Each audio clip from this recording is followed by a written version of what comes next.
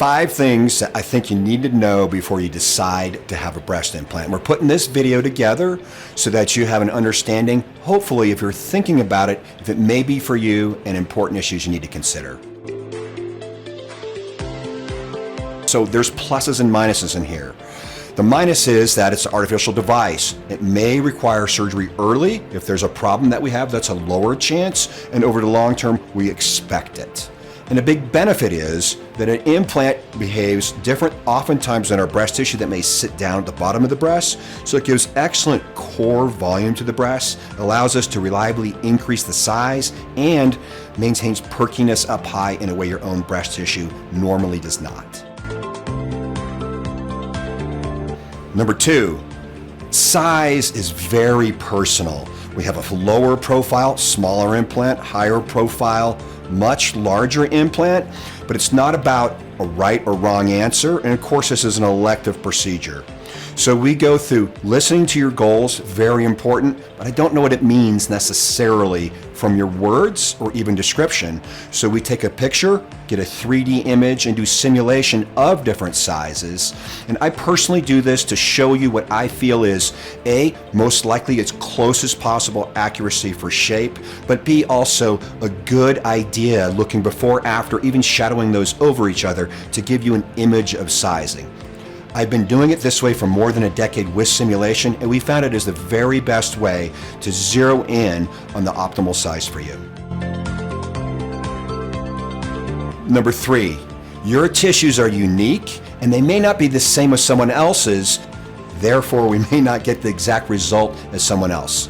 I may want to look like Brad Pitt from Fight Club, but I'm not Brad Pitt.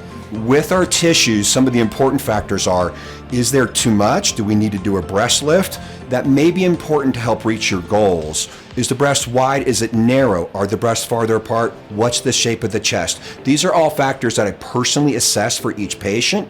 Then we describe how it may or may not be a factor in optimizing the result for you in reaching your goals.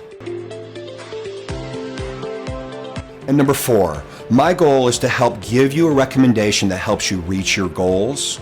And so in that process, if the way I would best reach your goals is to do reshaping of the breast with a breast lift, it's important to understand that I will relate that to you in a way and even show you differences. It can be extremely helpful to see this with simulation.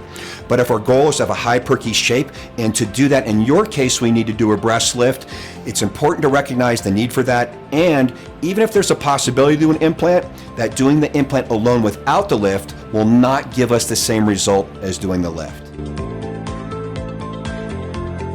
And number 5, back to your tissues, and everyone is unique. If we're using a large implant, really expanding the breast, there can be limits on the size that I'll recommend.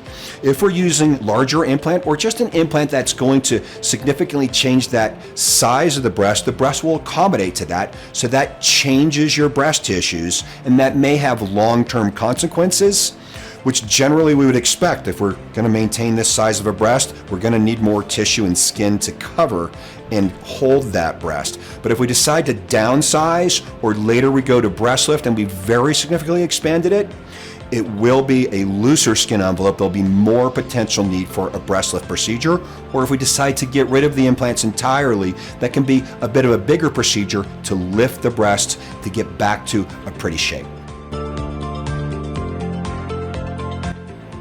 And finally, number 6. I know I said there's only 5. Well, number 6 is one that we won't be talking about at your consultation unless you ask me more about it. And that's about textured implants. There are textured implants that look fuzzy like this, and smooth implants.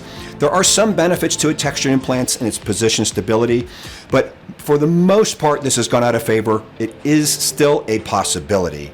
Primarily, though, we're going to talk about smooth implants for you at consultation unless you ask me more information about textured implants.